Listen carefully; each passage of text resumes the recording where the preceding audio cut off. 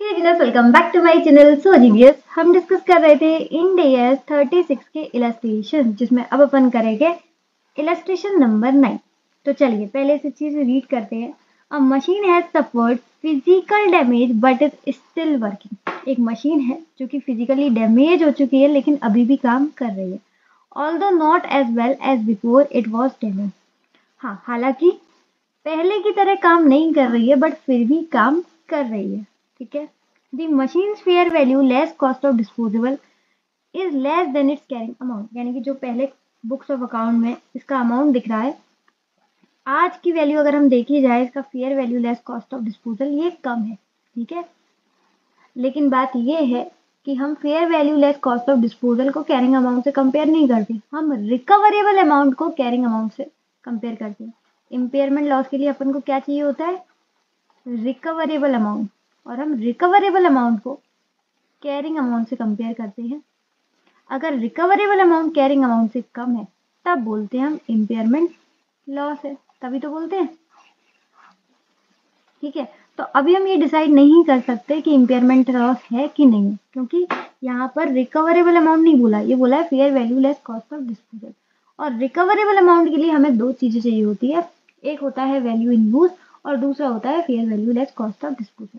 अब इन्होंने fair value less cost of disposal तो बता दिया बट वैल्यू इन यूज नहीं बताया। और मैंने आपको बोला है कि वैल्यू इन यूज मैंडेटरी है। अगर वैल्यू इन यूज दे रखा है, fair value less cost of disposal नहीं दे रखा, तो कोई बात नहीं है, आप वैल्यू इन यूज को ही रिकवरेबल अमाउंट कंसीडर कर सकते हो। ठीक है। लेकिन fair value less cost of disposal दे रखा है लेकिन वैल्यू इन यूज नहीं दे रखा, तो आप fair value less cost of disposal को रिकवरेबल अमाउंट कंसीडर नहीं कर सकते। आपको वैल्यू इन यूज नहीं दे रखा तो वैल्यू इन यूज निकालना पड़ेगा। ठीक है। आपको वैल्यू इन यूज निकालना पड़ेगा। आगे देखते हैं। The machine does not generate independent cash flow. Oh god, अब हम वैल्यू इन यूज कैसे निकालते थे? जो भी उनके कैश फ्लोज होते थे। लेकिन यहाँ पर बोल रहे हैं जो ये मशीन फिजिकली डैमेज हुआ है, ये अपना कोई इंडिपेंडेंटली कैश फ्लो जनरेट नहीं करता। अगर इंडिपेंडेंटली कैश फ्लोज नहीं जनरेट करता, अब कैसे करेंगे? तो अभी भी हमें करना पड़ेगा। कैसे? सीजीयू बनाकर। ठीक है। तो अपन को क्या बनाना पड़ेगा? सीजीयू।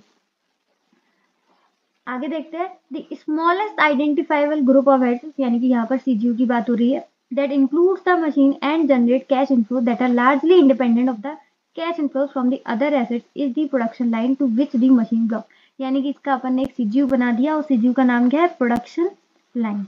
और इस प्रोडक्शन लाइन में ही हमने ये वाली मशीन डाल दी है। ठीक है। अब अगर ये प्रोडक्शन लाइन इम्पेयर्ड हुई तो हम इस मशीन को इम्पेयर कर देंगे। अगर ये प्रोडक्शन लाइन इम्पेयर नहीं हुई तो हम मशीन को इम्पेयर नहीं करेंगे। यानी कि सब कुछ डिपेंड हो जाएगा हमारा सीजीयू पर, क्योंकि हमारी खुद की तो कोई इंडिपेंडेंट कैश फ्लोज है नहीं, तो हमारा सीजीयू पर डिपेंड हो जाएगा पूरा का पूरा। अब देखते हैं आगे क्या कह रहा है। The recoverable amount of the production line, यानी कि सीजीयू की बात हो रही है, shows that the production line taken as a whole is not impaired। Oh god, ये तो अलग ही बात आ गई।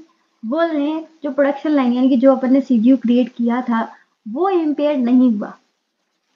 अगर सीजीयू इम्पेयर नहीं हुआ तो हम मशीन को भी इम्पेयर नहीं करेंगे, क्योंकि मशीन के खुद के इंडिपेंडेंट कैश फ्लोज तो है नहीं जहां से हम पता कर सके। तो अगर हम वहां से पता नहीं कर सकते तो हमें क्या करना पड़ता है? सीजीयू बनाना पड़ता है। अब हमारा पूरा का पूरा डिपेंडेंट हो जाते हैं सीजीयू पे। तो अगर सीजीयू इम्पेयर हुआ है तभी इम्पेयर करेंगे, नहीं तो नहीं करेंगे। और यहाँ पर वो बोल रहा है सीजीयू इम्पेयर नहीं हुआ तो हम भी इम्पेयर नहीं करेंगे। अभी तक ये बात सामने आ रही है। ठीक है। आगे देखते हैं। assumption 1। assumption 1 बोल रहे हैं budget forecast approved by management reflect no commitment of management to replace the machine. बोल रहे हैं मशीन को रिप्लेस नहीं करेंगे। मशीन को रिप्लेस नहीं करेंगे इसका मतलब मशीन को हम चलाएंगे। और अगर आप मशीन को चला रहे हो तो आपको वैल्यू इन यूज तो जरूरत पड़ेगी। अगर आप चला रहे हो मशीन तो वैल्यू इन यूज को जरूरत पड़ेगी, तभी आप इम्पेयर चेक कर पाओगे। और वैल्यू इन यूज नहीं निकाल पा रहे हो इसका मतलब सीजीयू बनाओ। सीजीयू नहीं हो रहा तो सिंपल सी बात है, आप इम्पेयर ही नहीं करोगे। तो ये था हमारा सिनेरियो 1। ठीक है।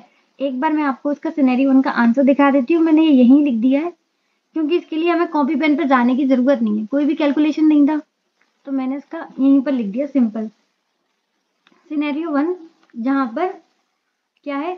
कोई कमिटमेंट नहीं है रिप्लेस द मशीन, यानी कि हम मशीन को रिप्लेस नहीं कर रहे। दैट मीन कि हम मशीन को क्या करेंगे? हम मशीन को चलाएंगे। ठीक है। तो यहाँ पर मैंने वही सब लिखा है। The machine is not going to replace, machine replace नहीं हो रही है, so we have to calculate value in use, तो अपन को वैल्यू इन यूज कैलकुलेट करना पड़ेगा। अब आगे मैंने लिखा है since the machine does not generate independent cash flow, जैसे कि हमें पता है कि मशीन खुद के इंडिपेंडेंट कोई कैश फ्लो जनरेट नहीं करता, तो हम वैल्यूज यूज तो कैलकुलेट नहीं कर पाएंगे, तो हमें क्या करना पड़ेगा, सीजीयू क्रिएट करना पड़ेगा, so we have to create CGU. अब आगे क्या बात हो जाती है कि पूरा का पूरा हमारा डिपेंडेंट हो जाता है सीजीयू पर। अब यहाँ पर जैसे कि बोल रहे हैं as the CGU is not impair there is no recognition of impairment loss. अगर सीजीयू नहीं है, इम्पेयर नहीं है, तो हमारी मशीन भी इम्पेयर नहीं होगी, ठीक है, तो कोई भी रिकॉग्निशन नहीं होगा। तो पहले का आंसर सिंपल है, नो इम्पेयरमेंट लॉस। पर आपको इतना छोटा सा नहीं लिख कर आना है, ऐसे मार्क्स नहीं मिलेंगे, पूरा लिख कर आना है, ठीक है। और थोड़ा सा जो मॉड्यूल ने दिया है वो भी रीड कर लेना एक बार, यहाँ पर तो मैंने आपको सिंपल लैंग्वेज में समझाने की कोशिश की है। अच्छा समझ में आ गया ना आपको कि अगर हम मशीन को नहीं बेच रहे हैं, मशीन को रिप्लेस नहीं कर रहे हैं, दैट मीन्स हम मशीन को चलाने वाले हैं, और अगर हम मशीन को चलाने वाले हैं तो हमें वैल्यू इन यूज चाहिए, और वैल्यू इन यूज नहीं मिलता तो आपको क्या करना पड़ेगा, सीजीयू बनाना पड़ेगा। अब जो आपकी पूरी कहानी होगी वो सीजीयू पे ही डिपेंड होगी। अब जैसे कि यहाँ पर इन्होंने खुद बोला है कि सीजीयू यानी कि जो हमारा प्रोडक्शन लाइन का सीजीयू हमने क्रिएट किया था वो इम्पेयर्ड नहीं है, तो हमारी मशीन भी इम्पेयर्ड नहीं होगी। 6 से 7 बार मैं बोल चुकी हूँ, अब तो आपके दिमाग में बैठ ही गया होगा।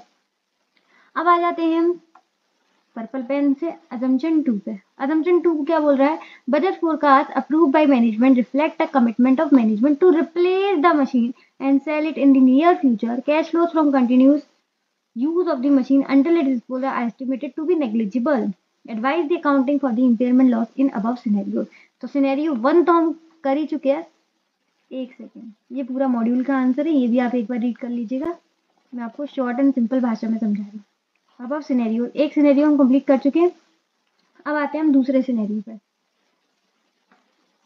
सिनेरियो नंबर 2, सिनेरियो नंबर 2 क्या कह रहे हैं कि अब हम मशीन को चलाएंगे नहीं, मशीन को क्या करेंगे, रिप्लेस करेंगे, मशीन को क्या करेंगे, रिप्लेस। ये बताओ अगर हम मशीन को रिप्लेस करेंगे तो उसका मतलब सिंपल है कि वैल्यू इन यूज की तो जरूरत ही नहीं है। मशीन को रिप्लेस करेंगे तो सिंपल है वैल्यू इन यूज की जरूरत नहीं है। तो यहाँ पर मैंने पहली लाइन यही लिखी है, ये मैंने आंसर पॉइंट्स में लिखा है, no consideration of value in use as the machine is going to replace. यहाँ पर मैंने पहली बात यही लिखी है कि जैसे कि आपको पता है कि मशीन रिप्लेस होने वाला है तो हम वैल्यू इन यूज को कंसिडर नहीं करेंगे। सेकंड पॉइंट मैंने लिखा है, अब हम वैल्यू इन यूज तो कंसिडर नहीं करेंगे तो हम रिकवरेबल अमाउंट के लिए किसको कंसिडर करेंगे, दूसरा एक ही चीज बचती है, that is fair value less cost of disposal. So the fair value less cost of disposable will be the recoverable amount. यानी कि रिकवरेबल अमाउंट के लिए वैसे तो हमें दो चीजें चाहिए रहता है, वैल्यू इन यूज और fair value less cost of disposal. और मैंने हमेशा आपसे कही है आपको वैल्यू इन यूज तो जरूर निकालना चाहिए, लेकिन बात यहाँ पर ये है कि जब मशीन बिकने ही वाला है तो सिंपल सी बात है वैल्यू इन यूज का क्या ही करोगे, जब मशीन बिकने ही वाला है तो वैल्यू इन यूज का कुछ नहीं करेंगे, हम direct fair value less cost of disposal को ही रिकवरेबल अमाउंट मान लेंगे, ठीक है। और ये लाइन तो स्टार्टिंग में ही लिखा था कि हमारा जो fair value less cost of disposable है वो कैरिंग अमाउंट से कम है, तो मैंने यहाँ पर वही चीज अलग भाषा में लिखी है। देखो स्टार्टिंग में यहाँ कहीं लिखा था, क्वेश्चन में ही रहा, दिख रहा है आपको, येलो हाईलाइटर से मैंने किया the machine fair value less cost of disposable is less than it's carrying amount. बस मैंने यहाँ पर क्या किया, fair value less cost of disposable की जगह रिकवरेबल अमाउंट लिख दिया है, fair value less cost of disposable की जगह रिकवरेबल अमाउंट लिख दिया है। ये क्यों किया है, क्योंकि वैल्यू इन यूज तो हम कंसीडर ही नहीं कर रहे, इसका मतलब एक ही चीज बची fair value less cost of disposable, तो उसको ही हम रिकवरेबल अमाउंट मान लें। अब जैसे कि आपको पता है कि रिकवरेबल अमाउंट हमारा कम है, जो कि हमारी बुक्स ऑफ अकाउंट में अभी जो कैरिंग अमाउंट दिख रहा है उससे, तो इसका मतलब यहाँ पर क्या होगा, इम्पेयरमेंट लॉस होगा क्योंकि कैरिंग अमाउंट से कम है, तो hence there is a impairment loss. यहाँ पर इम्पेयरमेंट लॉस, तो आपका फर्स्ट सिनेरियो में इम्पेयरमेंट लॉस नहीं है, सेकंड वाले में है। दोनों में फर्क समझ में आया क्यों, देखो मैं हमेशा बोलती हूँ क्या fair value less cost of disposable को डायरेक्ट रिकवरेबल अमाउंट नहीं मान सकते, आपको वैल्यू इन यूज चाहिए ही चाहिए। लेकिन यहाँ पर सिनेरियो अलग है, वो बोल रहे हैं कि हम रिप्लेस करेंगे, मशीन को रिप्लेस करेंगे, तो सिंपल सी बात है वही लो जो रिप्लेस करने के बाद आपको मिलने वाला है, that is fair value less cost of disposable. इसलिए हमने fair value less cost of disposable को रिकवरेबल अमाउंट मान लिया, ठीक है। बाकी आपको सभी क्वेश्चंस में वैल्यू इन यूज निकालना है, ठीक है। अगर नहीं निकाल सकते यानी कि उसके इंडिपेंडेंट कैश फ्लोज नहीं है, अगर नहीं निकाल सकते तो आपको सीजीयू क्रिएट करना पड़ेगा, बट आपको वैल्यू इन यूज चाहिए ही चाहिए। लेकिन यहाँ पर जो ये सिनेरियो 2 था वो एक्सेप्शन था, सिनेरियो जो 2 था वो एक्सेप्शन था वैल्यू इन यूज का, क्योंकि यहाँ पर पहली ऐसी चीज है जहाँ पर हमने वैल्यू इन यूज को कंसीडर ही नहीं किया, डायरेक्ट फेयर वैल्यू को रिकवरेबल अमाउंट मान लिया। रिकवरेबल अमाउंट हमने किसको मान लिया? Fair value less cost of disposable को, ठीक है। यहाँ पर हमने वैल्यू यूज को कंसीडर नहीं किया, तो ये एक अलग ही क्वेश्चन है, इसको जरूर मार्क करके रखना और अच्छे से समझना, और एक बार इसका जो सॉल्यूशन इंस्टीट्यूट ने दिया है वो भी एक बार पढ़ लेना। अब आपको समझ में आ जाएगा, क्योंकि मैंने आपको सिंपल लैंग्वेज में लिख कर भी दिखा दिया, समझा भी दिया, ठीक है। तो पहले वाले में क्या है? नो इम्पेयरमेंट लॉस, और दूसरे वाले में इम्पेयरमेंट लॉस है, क्योंकि हमने रिकवरेबल अमाउंट किसको माना है? Fair value less cost of disposable को। अच्छा, पहले वाले में आपको एक चीज लग रही होगी कि हम इम्पेयरमेंट लॉस तो कैलकुलेट कर नहीं पाए, लेकिन बात ये है कि जो हमारी मशीन है वो तो फिजिकली डैमेज हो चुकी है, तो आप क्या करेंगे? तो सिंपल आप उसका जो लाइफ है ना उसको रिव्यू कर दोगे। किसको कर दोगे? लाइफ ऑफ मशीन को रिव्यू कर दोगे, ठीक है। क्योंकि हम वैल्यू तो कम नहीं कर पा रहे, तो आप क्या करोगे? लाइफ ऑफ मशीन को रिव्यू कर देना, ठीक है।